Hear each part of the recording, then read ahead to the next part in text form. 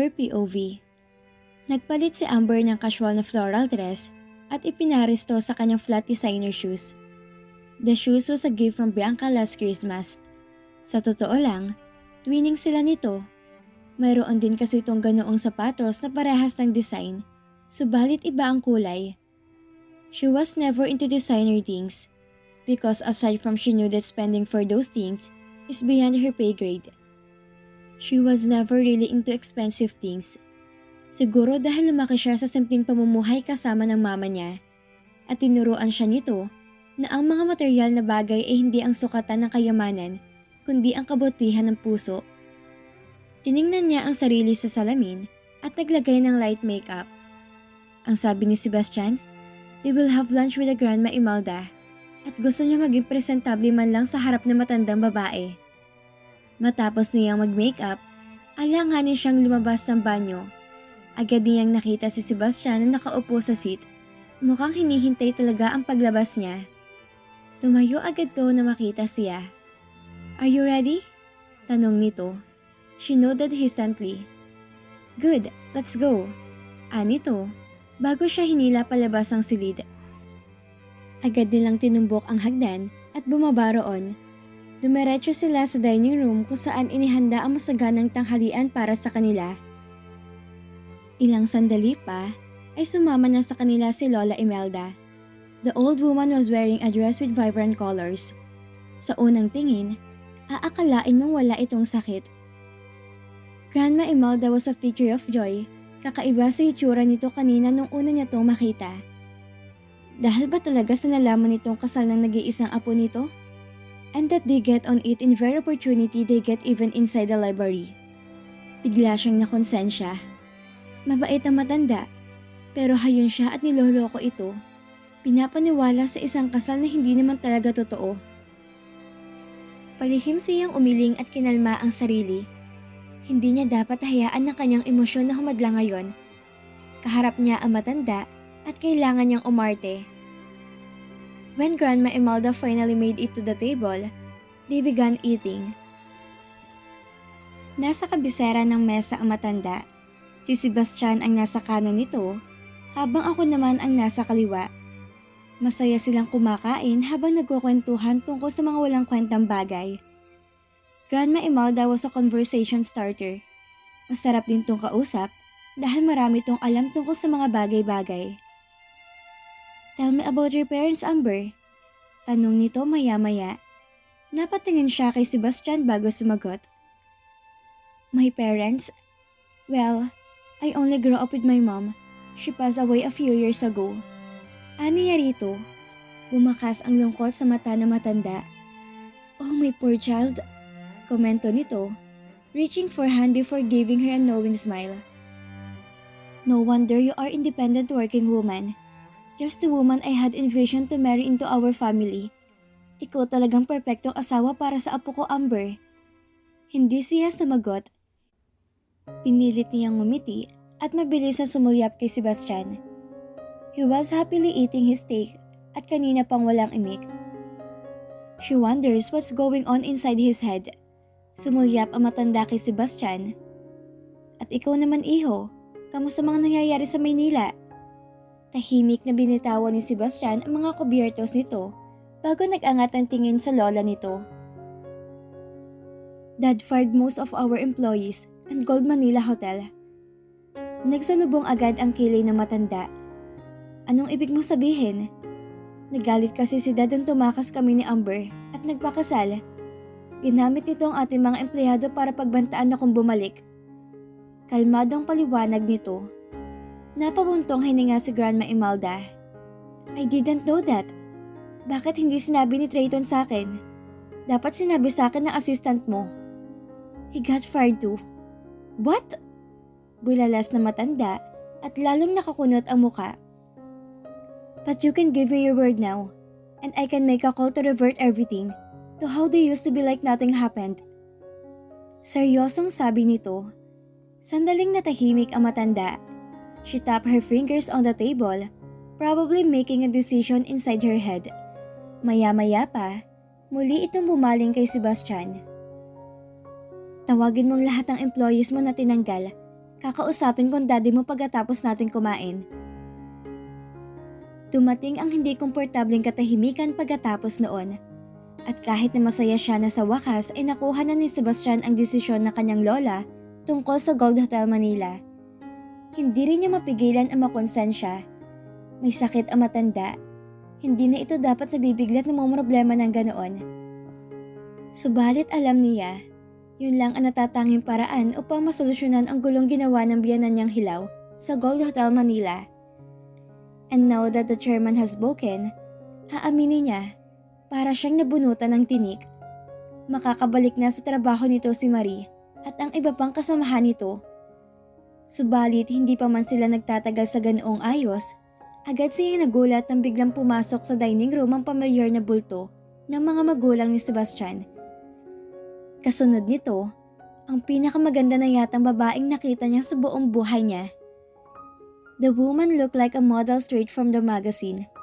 Tumayo si Sebastian at diretsong yumakap dito sa babae. Agad na bumaba sa puso niya ang hindi komportabling pakiramdam. Hindi niya alam kung bakit. Nang bumitaw ang babae kay Sebastian, agad tong lumapit kay Grandma Imelda at hinagkan din sa matanda.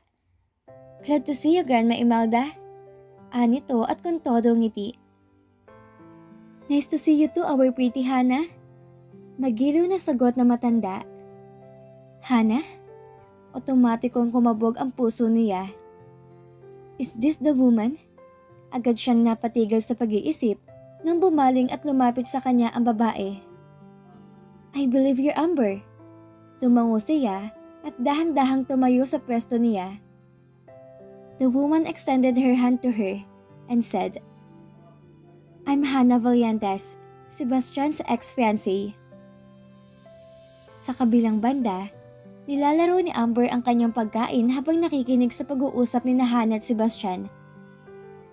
Sila na lang tatlo ang naiwan sa hapag at itinuloy ang pagkain ng pananghalian. Nagpunta kasi sa study room sina Grandma Imelda at ang mga magulang ni Sebastian upang mag-usap. Sa totoo lang, kinakabahan siya. Hindi niya kasi alam kung ano pinag-uusapan ng mga nakatatanda. Lalo pa, at si Sebastian ay parang walang pakaalam sa pinag-uusapan ng mga magulang at lola nito.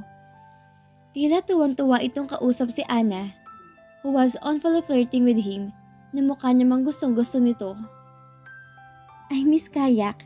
Sana magawa natin ulit to habang nandito tayo, Sebastian," ani Hannah maya-maya. "Yes, me too. It's been a while," segunda naman na magaling na lalaki. "The last time we did it, lumiko yung kayak kasi sabi mo may uwak na sumusunod sa akin." "You scared me, Sebastian," anito, sa lalo pang pinaliit na tinig. Napangisi ang magaling na lalaki. "I was just kidding, and you believe.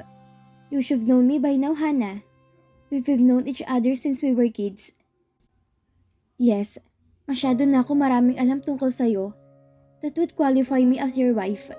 Pero, tubig lang yan sa ilalim ng tulay ngayon. Tama ba, Amber?" Bumaling siya sa babae. May matamis na ngiti sa labi ni Hannah at ramdam na ramdam niya ang sinseridad sa kanyang mga sinabi. Pero hindi niya pa rin magawang gustuhin ito na ipinagtataka niya dahil wala naman tong ginagawang masama sa kanya. She forced a smile. Pilit na sinasantabi ang inis para sa babae na hindi niya malaman kung saan nanggagaling. "Right," alanganing sagot niya bago bumaling kay Sebastian. "Should we wait for them to come back?" Pabulong niyang tanong. "I guess not. Why? Pwede na ba akong bumalik sa kwarto? I'm tired." Biglang kumunot ang noo ni Sebastian. "Gusto mo bang sumama ako sa'yo?" Mabilis siyang umiling. "No, I'll be fine," aniya bago tumayo. "Nice to meet you, Hannah. Please excuse me." Isang matamis na ngiti lang ang binigay sa kanya ng babae, pero lalong naghumentado ang puso niya. Paano kasi? Lalo tong gumaganda tuwing umingiti ito. Wala yata tong anggulong pangit. Lihim siyang napaismid. Nginitian lang din niya ang babae bago siya tuluyan naglakad pabalik sa hagdan. Nadaanan pa niya ang kumpol ng mga katulong sa mismong ibaba ng hagdan. Magalang na tumango ang mga ito nang makita siya at binigyan siya ng daan paakyat. Nasa gitna na siya ng hagdan na marinig niya ang bulong-bulungan ng mga ito. Nakita mo na ba siya? Wala siyang class tulad ni Miss Hannah? Anang isa. I agree. Balita ko lumaki siya sa squatter. Paano niya na-afford ang kanyang sapatos? That's LV. I'm sure it's a dupe. Sabi pa ng isa, God, paano natin matitiis ang paglilingkod sa isang taong malinaw na mas mababa sa atin? Mas magaling si Miss Hannah kaysa sa kanya. Way better? Reklamo pa ng isa. Inikom niya ang kanyang kamao at huminga na malalim bago siya nagpatuloy sa pag-akyat sa hagdan. Nag-ipon siya ng lakas upang pigilan ng sarili na lumingon at bigyan ng aral ang mga walang galang na katulong sa bahay. Hindi na bago sa kanya mga insultong ganoon. In fact, ginugol niya maraming taon na kanyang buhay sa pakikinig sa gayong mga insulto na maging kaibigan sila ni Bianca. Nagkipit-balikat lang siya noon dahil walang basehan ang mga akusasyon ng mga tao sa pakikipagkaibigan niya kay Bianca. Pero bakit ngayon? Parang hindi niya magawa. Napabuntong hininga siya. Siguro dahil first time siyang sinisiraan at ikumpara sa taong alam niyang mas superior talaga sa kanya. In short, nagsasabi ang mga ito ng totoo. And somehow, kinasusuklaman niyang katotohanan at iyon ang nakakalito sa kanya. Nang naroon na sa Amber sa second floor, nilagpasan niya ang kwarto nila ni Sebastian at naglakad hanggang sa pinakadulo ng hallway. Binuksan niya ang kwarto sa tabi nito at base sa mga bookshelf, table at set na nasa loob nito, napagtanto niyang mini-study ang kwarto. Maingat siyang pumasok sa loob at umupo sa lumang set. Nakaharap ang set sa isang malaking bintana at mula roon ay makikita niya ang lake kasama ang alon nito na masayang kumikinang sa ilalim ng liwanag ng araw. Siguro, sa ibang pagkakataon baka namangha na siya ulit sa nakikita niya. But she was there because she wasn't feeling too well. At naroon siya dahil wala lang siya mapuntahang iba. Ayaw niya munang bumalik sa kwarto nila ni Sebastian. Gusto niyang pakalmahin ang sarili mula sa iba't ibang emosyong bumabalot sa kanya. Gusto niyang pag-isipang mabuti ang mga bagay-bagay tulad ng palagi niyang ginagawa. Baka sa sandaling mag-isa, sa wakas ay malilinaw ng kanyang isip at magiging maayos ng pakiramdam niya sa lalong madaling panahon. Nagbugas siya ng hininga at tumitig sa bintana, nag-iisip sa sitwasyong kinalalagyan niya. Alam niya kung para saan siya nag-sign up at dahil doon, alam din niya may mga tututol sa kasal nila ni Sebastian. Pero bakit ganun? Masakit pa rin pala makarinig ng insulto kahit na nagpapanggap lang siya. At yung nararamdaman niyang kakaiba towards Hannah, is that valid too? Kahit na wala naman yung basihan. Kinagat niya ang ibabang labi at pinigilan ang mga luha niya. Naguguluhan siya. Hindi naman siya dating ganoon. Maya-maya pa ay naagaw ang atensyon niya sa picture na naroon. Naglakad siya palapit at nakita niyang isang larawan ng pamilya ng mga Smith. Malamang na kinuha ito ilang dekada nang nakalipas. Dahil buhay pa ang lola ni Sebastian at ang isang bata na mas may nakakahawig din sa lalaki. That's probably Logan Sebastian's brother. Napatingin siya sa ama ni Sebastian. Muling umalingaw-ngaw sa kanyang isipan ang mga pangiinsulto nito na lalo lamang nagpabigat sa nararamdaman niya. 6 months.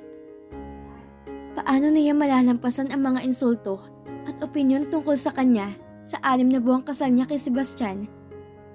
She released a slow breath and went back to the set. Humiga siya roon at muli niyang ibinalik ang tingin sa bintana. Ayaw na niyang mag-isip, lalo lang dumarami ang tanong kapag nag-iisip siya. Siguro gusto lang niyang i-enjoy ang pagiging mag-isa niya. Matagal-tagal na rin siyang hindi nakakapag-isa mula nang mangyaring eskandalo sa pagitan nila ni Sebastian. And maybe she needed that alone time just to clear her mind. Maya-maya pa, bumigat na ang talukap ng kanyang mga mata. Ang kapayapaang nararamdaman niya sa silid na ito ay humihila sa kanyang pagtulog. Ilang sandali pa, tuluyan na siyang nagpahila sa antok. Marahang pagyugyog sa balikat ni Amber ang nagpagising sa kanya. She slowly opened her eyes. Una niyang nabungaran ang mukha ng magaling na lalaki. Baka sa mukha nito ang pag-aalala at hindi niya maintindihan kung bakit. God, Amber, what are you doing here? I've been looking for you everywhere. Anito, at pagod na sumandal sa set. Nagsalubong ang mga kilay niya at itinulak ang sarili para maupo. Doon niya napansin na malapit ng dumilim. What time is it? It's almost 6. Anito. Ganun siya katagal na nakatulog? Lihim siyang napangiwi. Hindi naman niya sinasadyang makatulog. Masyado lang sigurong napagod ang kanyang isip sa pag-iisip sa mga tanong na wala namang sagot. Sorry, nakatulog ako. Alanganing sabi niya. Tumuwid na ito ng upo. Why are you here? Bakit hindi ka sa kwarto natin natulog? Hindi siya sumagot. Naalala na naman niya ang pang-insulto ng mga katulong sa kanya at ang kakaibang inis na nararamdaman niya kay Hana. Inabot ni Sebastian ang kamay niya. Hey, ano bang hindi mo sinasabi sa akin? Tanong nito sa malambing na boses.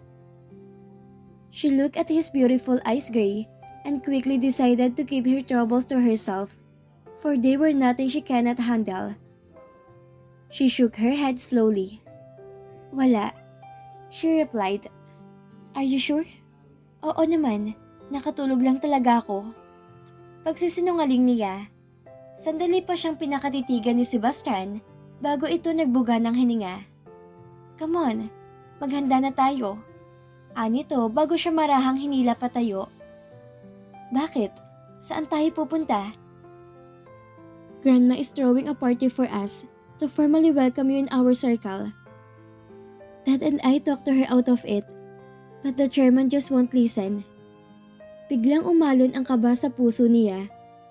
Kung magpapaparty ang matanda, sigurado mas marami na naman siya makakasalamuhang tao na allergic sa kanya. And only God knows kung ano na namang insulto ang maririnig niya. Baka may paraan pa para umatira siya. Party? Pero wala akong isusuot. Don't worry, ako nang bahala dyan. Putol ni Sebastian sa kanya bago siya pinalabas ng kwarto. Napabuntong hininga si Amber habang pinagmamasdan ang sarili niya sa full-length mirror na nasa kanyang harapan. Nakasuot siya ng silver sparkle formal dress na perpektong yumakap sa kanyang slim figure na may neckline na sa pagitan lang ng kanyang hinaharap. Her long brown hair was pinned up in a messy slow bun. Her makeup was subtle yet highlighted to the best features of her face. Her eyes, mukha siyang perpekto. Ngunit ang perpekto ay malayo sa nararamdaman niya ngayon. She nervous. Kung kaya lang niyang tumakas o magtago sa kung saan mang sulok ng bahay na ito nang hindi agad nahanap ni Numan, baka kanina niya pang ginawa. Dahil kahit na anong pagkukondisyon ang gawin niya sa sarili niya, ay ayaw kumalma na kanyang wisyo. Pakiramdam niya, sasabak siya sa gera at niwala siyang dalang armas. At sigurado siya, paglabas niya mamaya sa kwartong ito, papaulanan na naman siya ng irap at pabulong na insulto na mga kauri ni Sebastian. Pinisil niya ang kanyang kamao at sinubukang pigilan ng kanyang emosyon. Just be yourself. Yan ang sinabi ni Sebastian sa kanya bago siya nito iniwan sa loob ng kwarto nila. Pagdating niya kasi kanina roon, naroon na ang stylist na mag-aayos sa kanya. Kaya naman hindi siya nakapag-usap na maayos. She anxiously turned to the door. Asa na ba kasi magaling na lalaki? Bakit di pa to bumabalik ngayong ilang minuto na siyang nakabihis? Ang sabi ng stylist na nag-ayos sa kanya, sasabihan daw niya agad si Sebastian na tapos na siya upang masundo na siya rito roon. Pero hanggang ngayon, wala pa rin to. Not that she's excited to go down to the party. She just wants to talk to Sebastian and tell him her apprehension in meeting with people amongst his circle. Lumingon siya sa vanity at kinuha ang phone niya. Mabilis niyang denial ang number nito, subalit hindi nito sinasagot ang tawag. She tried calling him again 2 more times, but it's just the same, he's not answering her call. Initsya na niya ang cellphone niya sa kama bago siya naupo doon. Bumilis ang tibok ng puso niya nang maalala mga masasakit na bagay na narinig niya ngayong araw na ito. Sana lang talaga, hindi siya mawala ng pasensya mamaya kung makarinig man siya ulit ng mga insultong ganon. Dahil kahit alam niya ang lugar niya at nagpapanggap lang sila ni Sebastian, wala sa bokabularyo niya ang magpaapi. Maya-maya pa, nakarinig si Amber na mahinang katok mula sa pinto. Baka si Sebastian na yon. Agad siyang tumayo at binuksan ang pinto. Only to be disappointed when one of the maids who insulted her was the one standing by the door. Shock registered on the maid's face as she gave her a once-over. Mukhang kumpirmado, kagaya ng mga kasama nito, ambisosya rin ang katulong kaya tugigil sa kanya at nagsasalita na kung ano-ano sa likuran. She maintained her stern face and lifted her head a fraction. Balak niyang sindakin ang katulong na matabil ang dila kapag nakatalikod siya. "Why are you here? What do you need?" Aniyari ito in a perfect American accent. Bumukas ang taranta sa mukha ng babae at agad na yumuko. "Pinapupunta po ako ni Master Fernan. Sabi niya pwede ka nang bumaba, miss." Anito at nanatiling nakatungo. "Where is Sebastian?" she asked, maintaining the authority in her voice. Mabilis tong sumuyap sa kanya bago muling yumuko. "I don't know, miss." Huminga siya ng malalim. Siguro mas mabuting bumaba na siya sa party para matapos na. "Tell them, I am going down in a minute." Aniya sa katulong. Tatalikod na sanang kasambahay na muli niya itong tawagin. "Excuse me? Ano nga ulit pangalan mo?" Kumurap-kurap ang babae. Inayos ang uniforme at itim na buhok nito. "I'm Marites, miss." Ngumisi siya. "Marites? Ang ganda ng pangalan. Tamang-tama sa mga chismosa." Agad tong nag-angat ng tingin. "Miss, narinig kong pinag-uusapan niyo ako ng mga kaibigan mo." Puto niya rito. Nanlaki ang mga mata ng babae habang namutla. "Miss, huwag ka mag-alala. Papalampasin ko to dahil alam ko kung gaano mo ko gustong trabahong to. Pero hindi na ako magiging mabait sa susunod. Sabihin mo na rin sa mga kaibigan mo." Muling yumuko ang katulong. "Yes, miss. Thank you." Tarantang sagot ng katulong bago tuluyang tumalikod. Ngumisi si Amber at mabilis isinara ang pinto. Muli siyang humarap sa salamin at tuluyan na niyang isinuot ang designer shoes na kasing kulay ng damit niya. She took one final glance at her reflection on the mirror before she went out of the room. Lalong tumindi ang pagkabog ng puso niya na magsimula na siyang bumaba sa hagdan. Puno ng bisita ang malawak na receiving hall at lahat ng mga mata ng naroon ay nakatutok sa kanya. She cursed under her breath na magsimulang manginig ang kanyang mga tuhod. Ito ang unang pagkakataon sa kanyang buhay na nakakuha siya ng ganong kalaking atensyon. She likes to be invisible. Still likes to be invisible. Kaya nga siya napunta sa pagsusulat kahit na may kumuha sa kanya noon na host ng isang TV show. Dahil ayaw na taga sa limelight. Pero mukhang may hirapan na siyang manatili sa ganoong estado.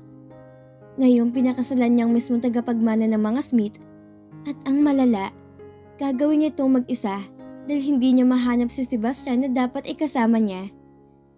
Napalunok siya at inipon ang lahat ng lakas at pagpipigil sa sarili na magsimulang maglakad pababa ng hagdan. Napahawak siya sa balustre para patatagin ang nanginginig niyang mga binti. Isang mabagal na hakbang ang ginawa niya hanggang sa marating niyang ibaba ng hagdan. Sinalubong siya ng katahimikan at hindi siguradong mga tingin ang mga hindi pamilyar na bisita. At hindi lang minsan niyang nahiling na sana sakupin na lang siya ng sahig kaysa makipagtitigan sa mga di niya kakilalang mga tao. Nang mag-iba ang tugtog, agad din na tumigil ang pagtingin ng mga bisita sa kanya. Bumalik ang mga tao sa pag-uusap habang umiinom ng wine at champagne na sinisilbi ng mga waiters. Saka lang siya nakahinga sa wakas. Maya-maya pa, may kumaway sa kanya mula sa gilid. It was Hannah. She looked divine in her black gown, with a long slit which reaches the half of her thigh.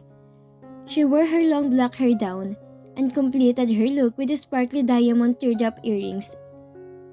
Nagmistulang bituin na bumaba mula sa langit si Hannah para lang dumalo sa event na ito. Ngayon, mas lalo niyang nakikitang sinasabi ng mga katulong kanina tungkol sa kanya. Clearly, she's nothing compared to Hannah. The woman was goddess in all angles. Siya, mukhang aliping sa gilid na hindi pa man nauuso ang ganda, ay nalaos na. Hindi pa man siya nagtatagal sa party, unti-unti nang nalulusaw ang self-confidence niya dahil kay Hannah. Pero ito lang ang kakilala niya roon, kaya naman, alanganin niya itong nilapitan. Mas gugustuhin niyang kausapin si Hannah kaysa malunod sa hindi sigurado mga tingin ng mga taong hindi niya kilala.